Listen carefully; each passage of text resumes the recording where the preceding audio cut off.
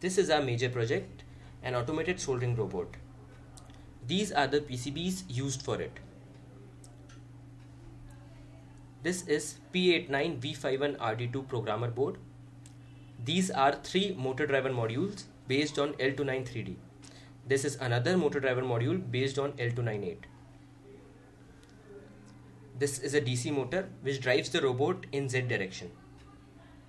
2 stepper motors are used for X and Y direction respectively. This is soldering iron and the soldering wire spool.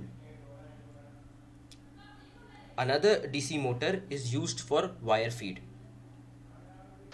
This is an image of the PCB layout which has been made in Eagle.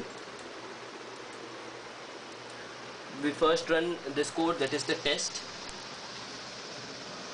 and it gives all the coordinates. Now we run the program.